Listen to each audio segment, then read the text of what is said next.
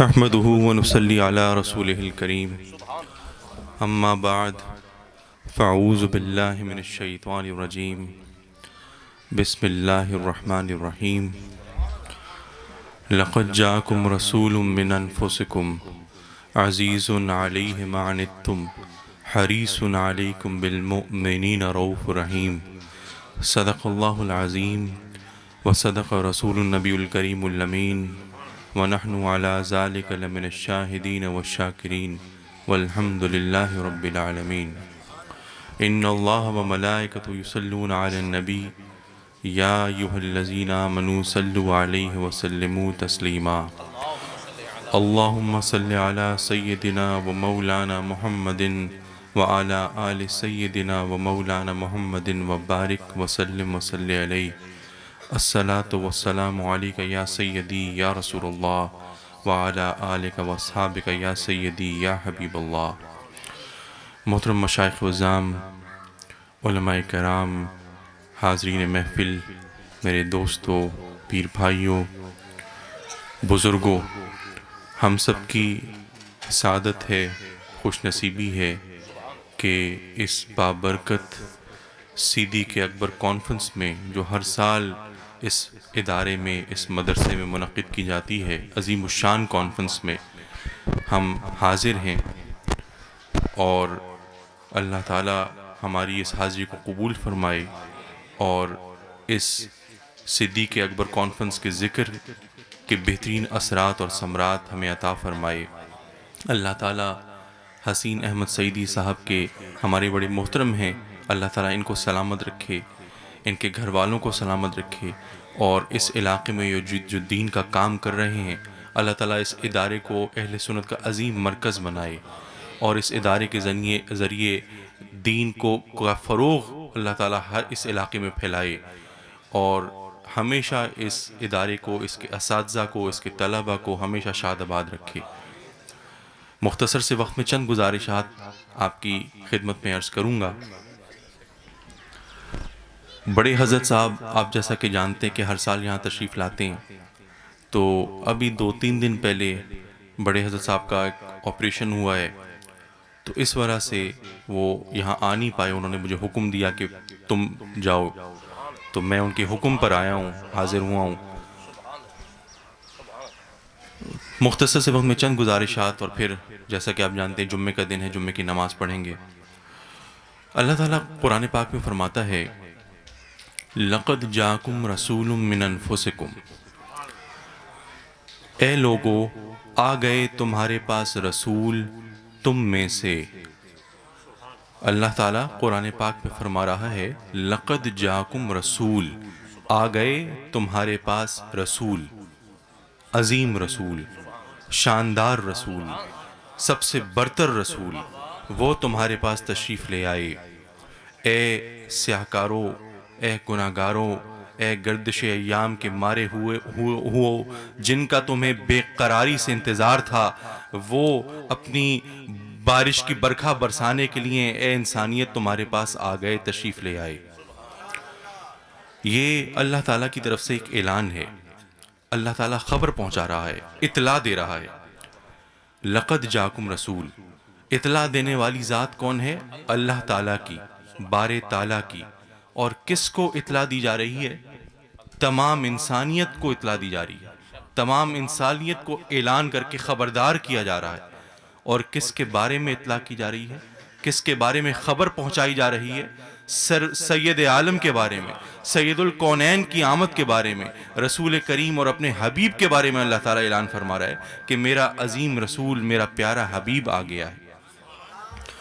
میرے دوستو، جب بھی کوئی اہم واقعہ ہوتا ہے، کوئی اہم تقریب ہوتی ہے، تو وہ یکایک نہیں ہوتی، وہ اچانک نہیں ہو جاتی، اس کی پہلے سے تیاری کی جاتی ہے، اس کے لیے وسائل الگ کر کے رکھے جاتے ہیں اور جمع کیے جاتے ہیں، اور اس کی تیاری کی جاتی ہے۔ یہاں پہ یہ سالانہ محفل منعقد ہو رہی ہے، تو آپ کو حسین احمد سعیدی صاحب نے کوئی آدھا گھنٹہ پہلے، 1 گھنٹہ پہلے تو نہیں بتایا کہ آپ یہاں پہ جمعے کے دن، جمعے کی نماز سے پہلے تشریف لے آئیں، وہ صدیق اکبر کانفرنس ہونی ہے۔ میرے دوستو سال ہر سال سے یہ تیاری شروع کرتے ہیں اور اس میں یہ ٹینٹس لگاتے ہیں، دعوتیں دیتے ہیں، سب کو پتا ہوتا ہے کہ فلاں دن کانفرنس ہونی ہے، سب ذہنی طور پہ آمادہ ہوتے ہیں، تیار ہوتے ہیں. تو تقریب یکا یک نہیں ہوتی، اس کی تیاری کی جاتی ہے. آپ لوگوں کو پہلے سے پتا تھا، کئی دن پہلے سے پتا تھا کہ کانفرنس اس ٹائم ہونی ہے، تبھی تو آپ آرام سے تیار ہو کر اس محفل میں شرکت آپ کر رہے ہیں. پاکستان آپ جانتے ہیں ایک پسماندہ ملک ہے، اور ہم دیکھتے ہیں کہ یہاں پہ بعض اوقات تو کچھ معاملات، گھریلو معاملات ایسے ہوتے ہیں کہ ان میں والدین وہ تیاریاں سال ہر سال پہلے سے شروع کر دیتے ہیں. اگر مثال کے طور پہ کوئی بچے نے کوئی بڑا اہم امتحان دینا ہے، اس نے کوئی بڑی لیول کا کوئی امتحان دینا ہے، تو اس کے لیے اخراجات کرنے پڑتے ہیں. والدین پہلے سے سال ہر سال پہلے سے سوچ لیتے ہیں کہ ہمارا بچہ جب اس کلاس میں جائے گا تو اس کو خرچوں کی ضرورت ہوگی، پیسوں کی ضرورت ہوگی، وسائل کی ضرورت ہوگی، تو وہ اس کے لیے چیزیں بچا کے رکھنا شروع کر دیتے ہیں. وہ نقدی، کیش، وہ کوئی اس کے لیے وسائل پیدا کرنا شروع کر دیتے ہیں تاکہ جب وہ وقت آئے تو ہمارے پاس پہلے سے وہ مال موجود ہو اور ہم خرچہ اس کا وہ حاصل کر سکیں. اسی طرح میرے دوستوں ہم دیکھتے ہیں کہ کچھ شادی بیاہ کے معاملات ہوتے ہیں، کوئی غریب گھرانوں میں بچیاں ہیں، ان کی شادیاں ہیں، تو مائیں وہ جب بچی پیدا ہوتی ہے بعض اوقات تو تب سے وہ زیورات بنانا شروع کر دیتی ہیں. کھیس، کوئی دریاں، کوئی فرنیچر، کوئی بستر، وہ سیت کے وہ الگ الگ کر کے اکٹھا کر کے وہ جوڑ توڑ کے وہ مائیں رکھتی ہیں. اور جب بچی جوان ہوتی ہے تو میرے دوستو وہ پھر والدین کارڈ چھپواتے ہیں اور ہال کی بکنگ کرواتے ہیں، رشتہ داروں کو دعوت دیتے ہیں کہ فلاں دن فلاں تاریخ کو ہماری بچی کی شادی ہے، اس کی تقریب میں آپ تشریف لائیں اور اس محفل کو رونق بخشیں.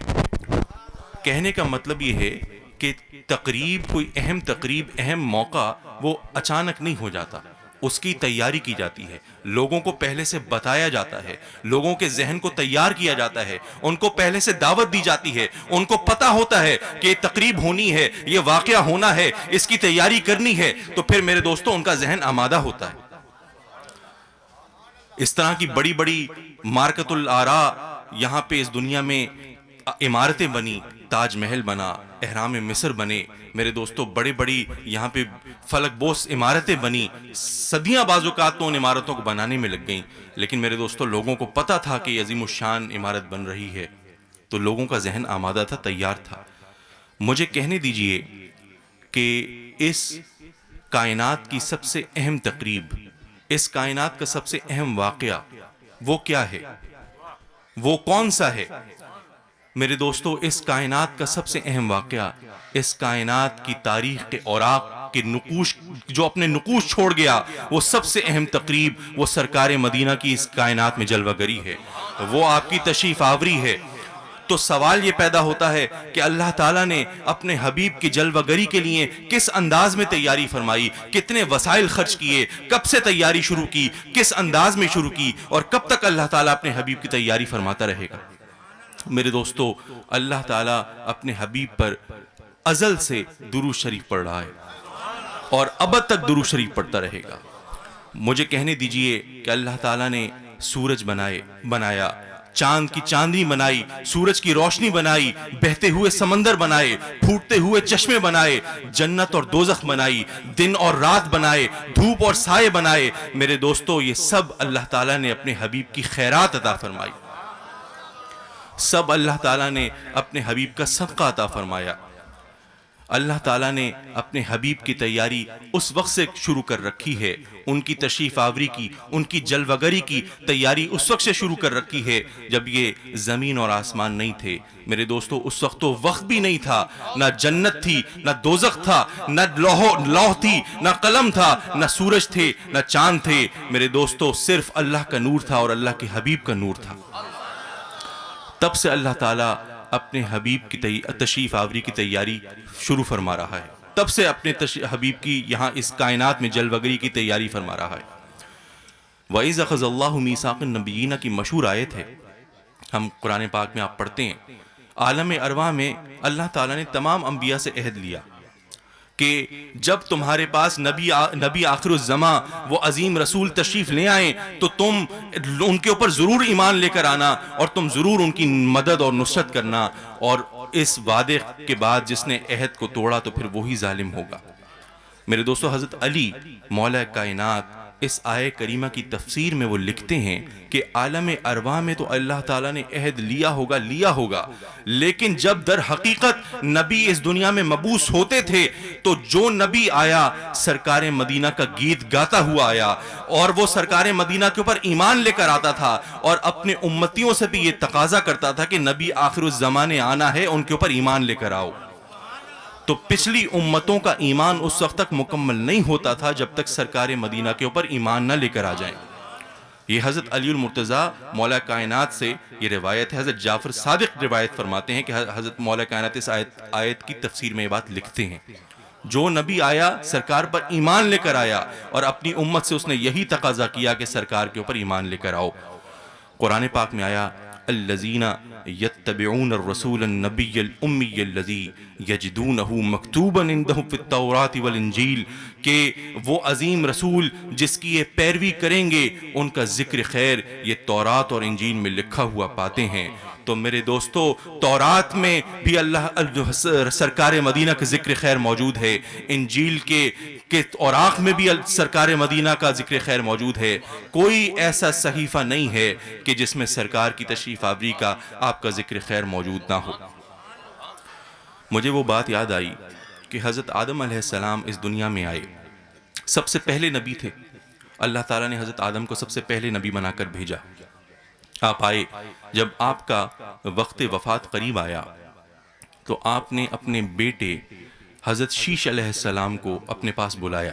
آپ کے بیٹے حضرت شیش علیہ السلام وہ بھی نبی تھے، ان کو اپنے پاس بلایا، اور حضرت آدم نے حضرت شیش علیہ السلام کو وصیت فرمائی کہ اے بیٹے، عماد التقوی عروۃ وثقی کو مضبوطی سے تھامے رہنا، صراط مستقیم پر اور نیکی کے راستوں پر تم گامزن رہنا، اور جب بھی تمہیں مشکلات کا سامنا کرنا پڑے، مصائب و آلام آئیں تو اے بیٹے ان کے اوپر صبر کرنا، اور جب بھی اللہ کا ذکر کرنا تو یاد رکھنا اس میں محمد کا ذکر ضرور کرنا، کیونکہ جب میں روح اور مٹی کے درمیان تھا تو میں نے ساق عرش پر اس میں محمد لکھا ہوا دیکھا، میں نے آسمانوں کی سیر کی، اس میں کوئی جگہ ایسی نہ دیکھی جہاں پہ اس میں محمد نہ لکھا ہو۔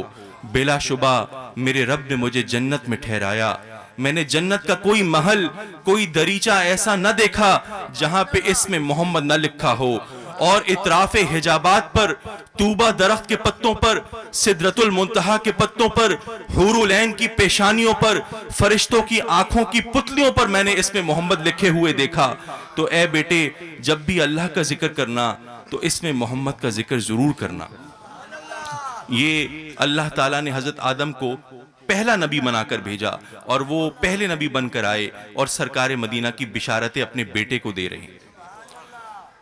وقت کی ڈور چلتی رہی میرے دوستو، وقت کٹتا گیا، نبی آتے گئے، سرکار کی بشارتیں دیتے گئے، یہاں تک کہ حضرت موسیٰ علیہ السلام کا دور آیا۔ اللہ تعالیٰ نے حضرت موسیٰ علیہ السلام کو رسالت سے سرفراز فرمایا اور آپ کو سرگوشی کرنے کے لیے اپنے قریب کیا۔ جب حضرت موسیٰ علیہ السلام کو اپنے قریب کیا تو حضرت موسیٰ علیہ السلام نے عرض کی، اے باری تعالیٰ، تورات میں ایک امت کا ذکر خیر پڑھتا ہوں کہ جو تجھ پر ایمان لے کر آئیں گے، نیکی کا حکم دیتے ہوں گے، برائی سے روکیں گے، سب سے آخر میں لوگوں کے لیے ظاہر کیے جائیں گے، اور قیامت کے دن سب پر سبقت لے جائیں گے۔ اے باری تعالیٰ، اس فرما بردار امت کو، اس نیک امت کو میری خواہش یہ ہے کہ اے اللہ تو میری امت بنا دے۔ حضرت موسیٰ علیہ السلام کے دل میں خواہش پیدا ہوئی اس امت کی خوبیاں دیکھ کر۔ اللہ تعالیٰ نے جواب دیا، اللہ تعالیٰ نے فرمایا، اے میرے کلیم، اے میرے نبی، یہ جو خوبیاں، یہ جو محاسن آپ نے بتائے ہیں، یہ خوبیاں، یہ صلاحیتیں امت احمد کی ہیں۔ حضرت موسیٰ علیہ السلام بڑے حیران ہوئے، پھر عرض کی، اے باری تعالیٰ، تورات میں ایک امت کا ذکر خیر پڑا ہے کہ جب نیکی کرتے ہیں تو 10 سے 700 گنا ثواب ملتا ہے. جب برائی کرتے ہیں ایک ہی برائی لکھی جاتی ہے. اس وقت تک تو ان میں سے کسی کو دوزخ میں داخل نہیں کرے گا جب تک کہ وہ پتھریلی چٹان، جب تک کہ وہ نیکیوں سے اس طرح سے خالی ہو جس طرح کہ پتھریلی چٹان پودوں سے خالی ہوتی ہے. تو اے بار تعالیٰ اس فرما بردار، اطاعت گزار، عبادت گزار امت کو میری امت بنا دے. اللہ تعالیٰ نے فرمایا اے کلیم یہ جو خوبیاں آپ نے بیان کی ہیں یہ بھی امت احمد کی ہیں. حضرت موسیٰ کی حیرانی بڑھی. آپ نے پھر عرض کیا اے بار تعالیٰ تورات میں ایک امت کا ذکر خیر پڑا ہے کہ ان کی شان یہ ہوگی کہ ان کے قرآن ان کے دلوں میں محفوظ ہوں گے، ان کی تلاوت کی گونج ایسی ہوگی جیسی شہد کی مکھی کی گونج ہوتی ہے، ان کی دعائیں آسمانوں تک پہنچیں گی. تیرے آگے نماز میں صفے ایسے باندھیں گے جیسے فرشتے تیرے آگے کھڑے ہوتے ہیں. تو اے بار تعالیٰ اس فرما بردار اطاعت گزار امت کو میری امت بنا دے. اللہ تعالیٰ نے پھر فرمایا اے میرے کلیم یہ محاسن، یہ خوبیاں، یہ صلاحیتیں جو آپ نے گنوائی ہیں یہ بھی امت احمد کی ہیں. حضرت موسیٰ بڑے حیران ہوئے اور پھر اس حیرانی میں پھر عرض کیا اے بار تعالیٰ تورات میں ایک امت کا ذکر خیر ہے کہ ان کی شان یہ ہے کہ جب جہاد کے لیے نکلتے ہیں تو فرشتے نیزے ساتھ لے کر نکلتے ہیں، اور جب تو تیری راہ میں نکلتے ہیں تو تو ان کے اوپر ایسا سائے فگن ہو جاتا ہے جیسا باز اپنے گھونسلے کے اوپر ہوتا ہے. اے بار تعالیٰ اس شان والی امت کو، اس خوبیوں اور عبادت گزار امت کو میری امت بنا دے. اللہ تعالیٰ نے فرمایا اے میرے کلیم یہ خوبیاں اور یہ محاسن، یہ صلاحیتیں بھی ساری امت احمد کی ہیں. یہ تکرار چلتا رہا. حضرت موسیٰ خوبیاں بیان کرتے رہے. اللہ تعالیٰ فرماتا رہا یہ محاسن، یہ خوبی، یہ صلاحیت، یہ قابلیت، یہ ساری خوبیاں امت احمد کی ہیں. آخر میں حضرت موسیٰ علیہ السلام بڑے حیران ہوئے. عرض کی اے بار تعالیٰ یہ احمد کون ہیں؟ اللہ تعالیٰ نے فرمایا موسیٰ احمد محمد صلی اللہ علیہ وسلم ہیں. وہ کائنات میں سب سے بلند مرتبے والے ہیں. میں نے ان کا نام عرش پر اس وقت لکھ دیا تھا جب زمین اور آسمان کی پیدائش نہیں ہوئی تھی. حضرت موسیٰ نے جب سرکار کی یہ شان دیکھی اور سرکار کی امت کی یہ شان دیکھی تو حضرت موسیٰ علیہ السلام نے بے اختیار عرض کی اے بار تعالیٰ جب امت احمد کی یہ شان ہے تو مجھے بھی امت احمد میں سے بنا دے. تو اللہ تعالیٰ نے فرمایا اے میرے کلیم میں نے آپ کو اپنا نبی بنایا، آپ کو رسالت سے سرفراز کیا، آپ سے کلام کیا، کیا آپ اس بات پہ راضی نہیں ہوئے؟ تو حضرت موسیٰ علیہ السلام نے عرض کی اے بار تعالیٰ میں تیرے اس انعام پہ خوب راضی ہوا، بہت خوش ہوا. تو میرے دوستو حضرت موسیٰ علیہ السلام جیسا عظیم نبی بھی وہ بھی سرکار کا گیت گاتا ہوا آیا، اور ان کی بھی یہ خواہش تھی کہ وہ سرکار کے امتی بن جائیں. کہنے کا مقصد یہ کہ جو نبی آیا سرکار کا گیت گاتا ہوا آیا. اور سرکار کی تشریف آوری کی آخری بشارت آپ کی والدہ محترمہ سیدہ آمنہ زہرا نے دی. آپ نے خواب دیکھا جب آپ 6 مہینے کی حاملہ تھیں تو آپ کو خواب میں آواز آئی کہ اے آمنہ تم کائنات میں سب سے بلند مرتبے والے کی اور سب سے طیب اور طاہر سے تم حاملہ ہو. جب وہ تم سے باہر تشریف لائیں تو ان کا نام محمد رکھنا. تو اس بنا پر بعض روایتوں میں آتا ہے کہ سیدہ آمنہ زہرا نے سرکار کا نام محمد اس وجہ سے رکھا. حضور نے فرمایا انا دعوت ابی ابراہیم و بشارت عیسیٰ و رویا ملتی رعت و کذالک امہات النبیین یرین، کہ میں اپنے باپ ابراہیم علیہ السلام کی دعا کا ثمر ہوں. میں وہ ہوں جس کی بشارت عیسیٰ ابن مریم دیتے رہے، اور میں اس خواب کی تعبیر ہوں جو میری ماں کو دکھایا گیا تھا. اور اس قسم کے خواب نبیوں کی ماں کو دکھائے جاتے ہیں. تو لقد جاکم رسول من انفسکم، آ گئے تمہارے پاس رسول. کیسے رسول آ گئے؟ ایسے رسول آ گئے جن کی بشارتیں حضرت آدم علیہ السلام سے شروع ہوئیں تو ہر نبی ان کی بشارتیں دیتا رہا، اور پھر آخری بشارت ان کی والدہ ماجدہ اور والدہ محترمہ نے دی. ایسے رسول آ گئے. اور من انفسکم، تم میں سے. میرے دوستو حضرت فاطمہ الزہرا حضرت عائشہ صدیقہ تلاوت فرماتی تھی من انفسکم. من انفسکم پڑھ لو یا من انفاسکم پڑھ لو، مطلب یہی ہے کہ تم میں سے تو ہیں، لباس بشریت میں تو ہیں، لیکن میرے دوستو سب سے زیادہ طیب اور طاہر ہیں، سب سے زیادہ بلند مرتبے والے ہیں، سب سے زیادہ پاکیزہ ہیں، اور سب سے زیادہ میرے دوستو سب سے زیادہ نفیس ہیں.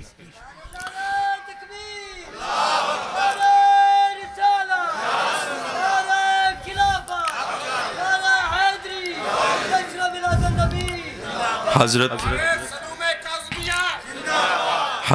احمد یار نعیمی بڑی خوبصورت بات لکھتے ہیں. وہ فرماتے ہیں کہ اگر فرشتہ ہوتا اور جن ہوتا تو انسان ان کو اپنی لطافت کی باعث نہیں دیکھ سکتے.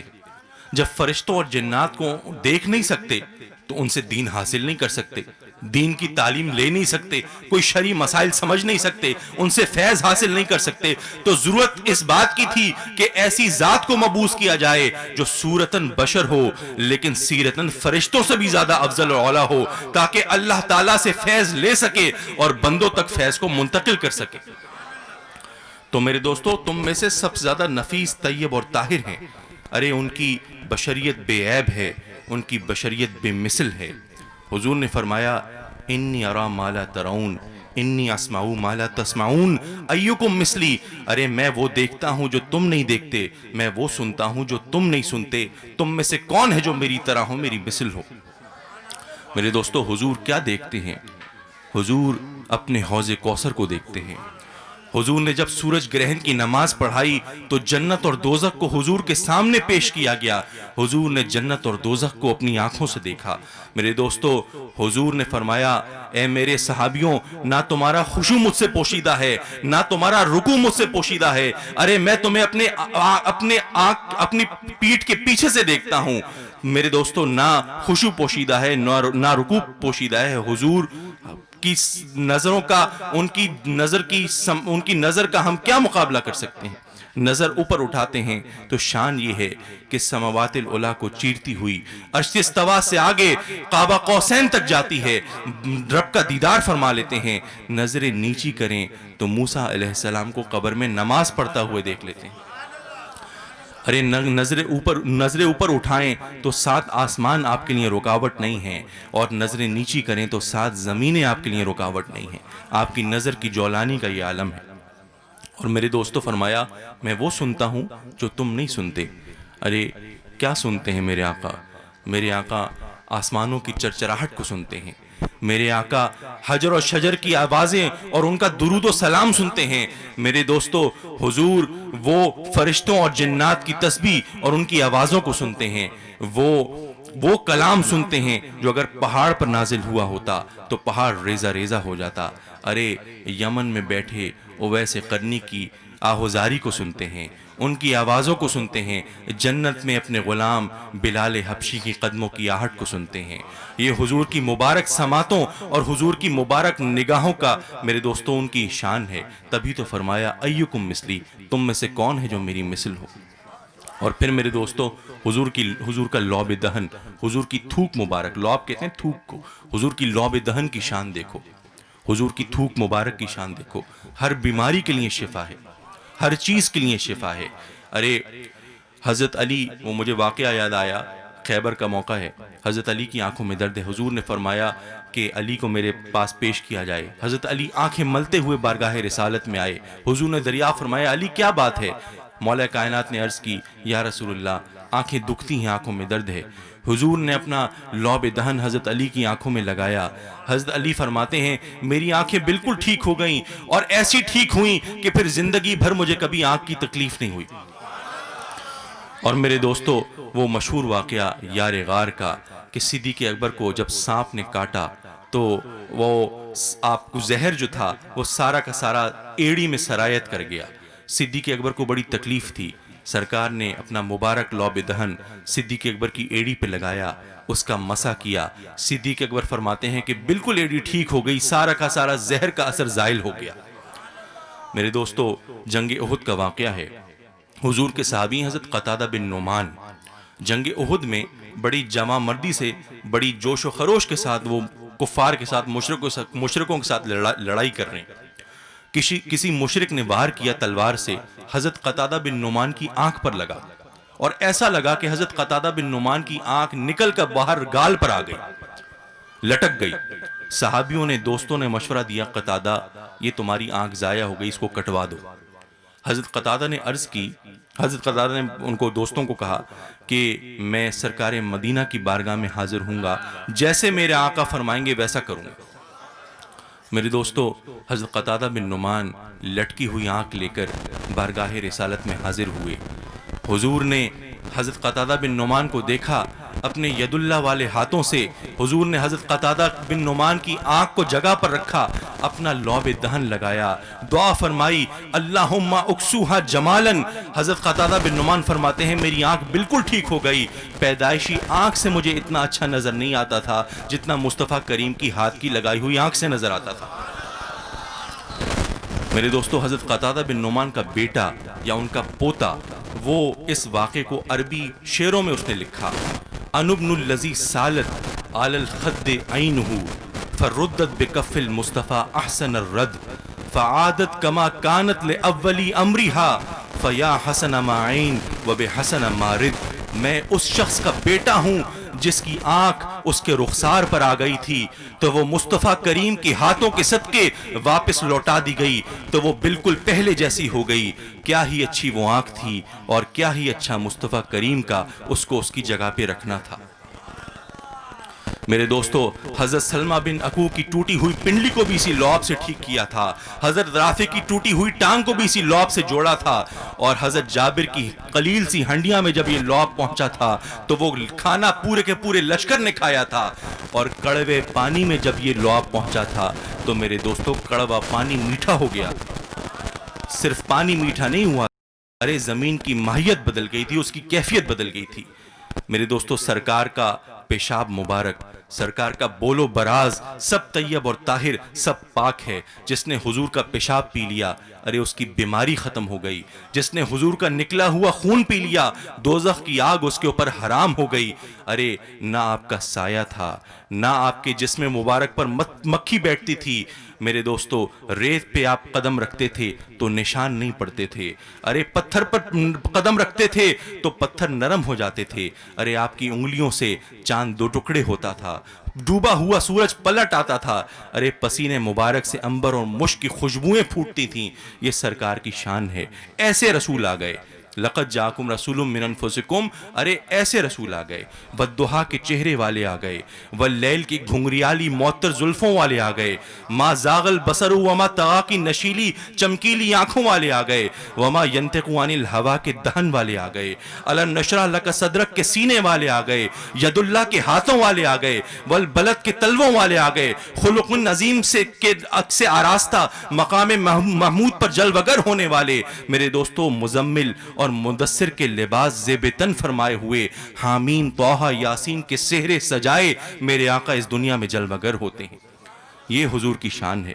حضور کی نفاست کا کیا عالم ہے۔ ایک حدیث مجھے یاد آئی، اور جمعے کا وقت ہے، وقت بڑا تنگ ہے، میں اپنی گفتگو سمیٹوں گا۔ مجھے ایک حدیث یاد آئی، حضرت ابو سعید خدری حضور کے صحابی ہیں، فرماتے ہیں حضور کی شرم و حیا کا، حضور کی نفاست کا یہ عالم تھا کہ ارے سید عالم پردے میں رہنے والی کنواری لڑکی سے زیادہ شرم و حیا والے تھے۔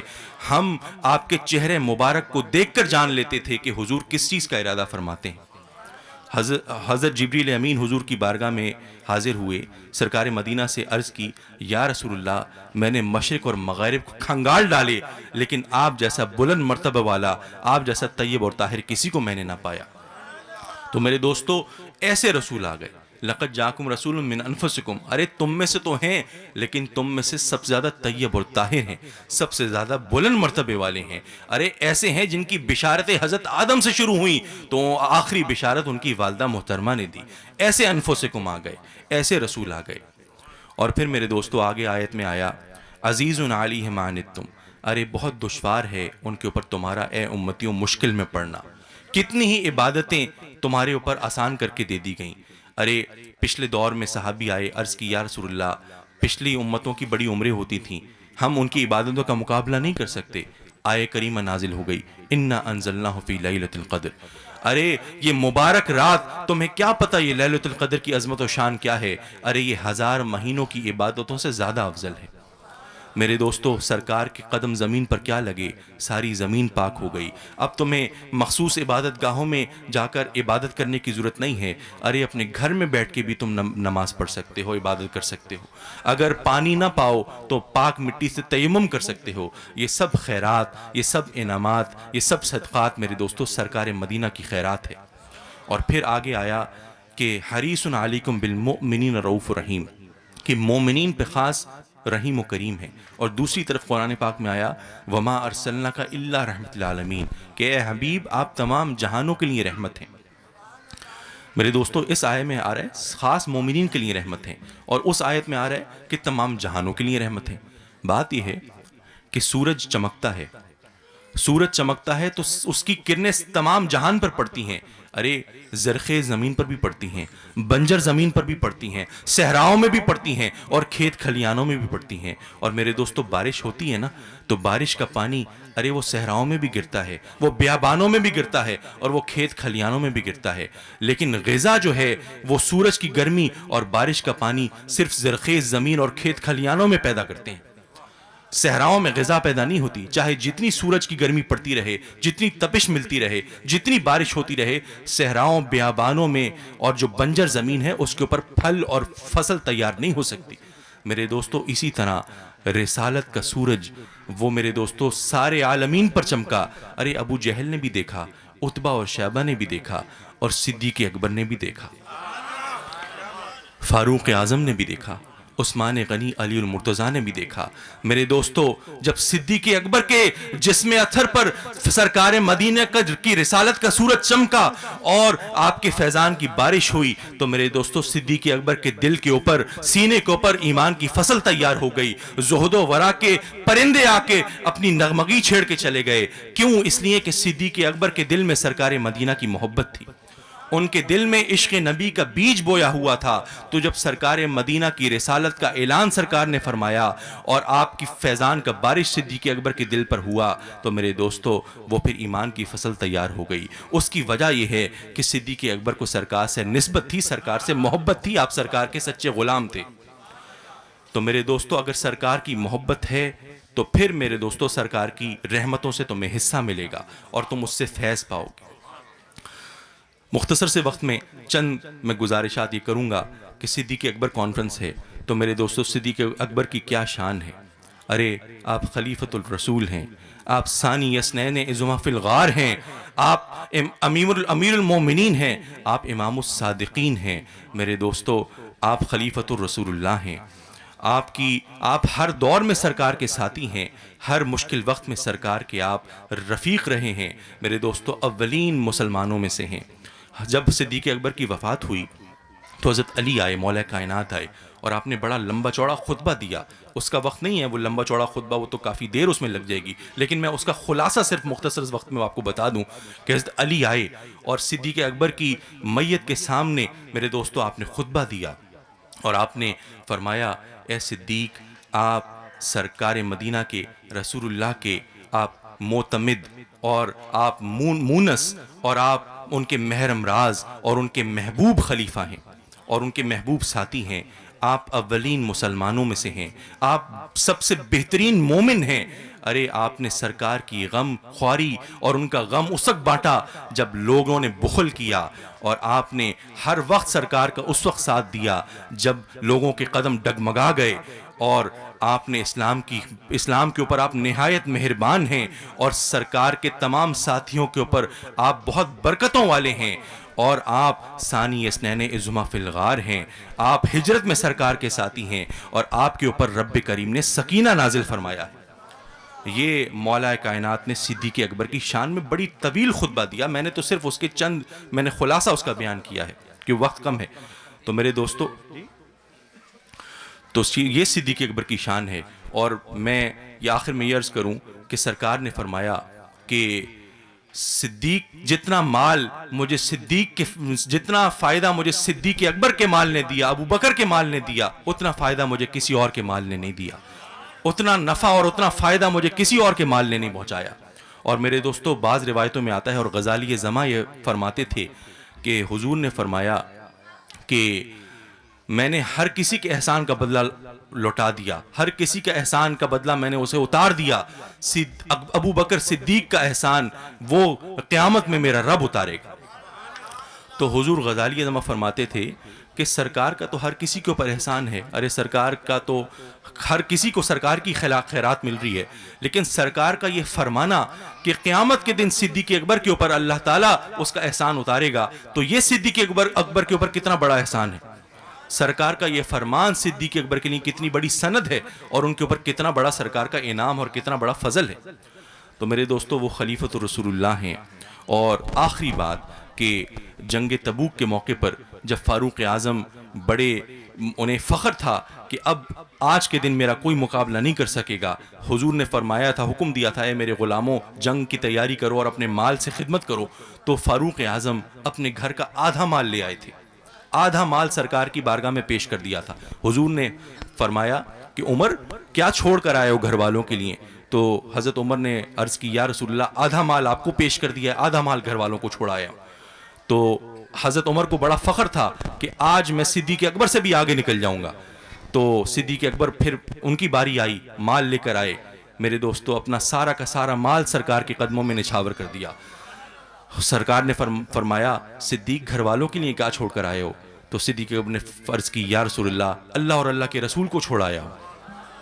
تو یہ صدیق اکبر کی شان ہے۔ فاروق اعظم نے پھر اس وقت اس چیز ان کو یقین ہو گیا، فرماتے ہیں کہ پھر مجھے اس دن کے بعد سے یقین ہو گیا کہ میں آج کے بعد کبھی صدیق اکبر سے آگے نہیں نکل سکتا۔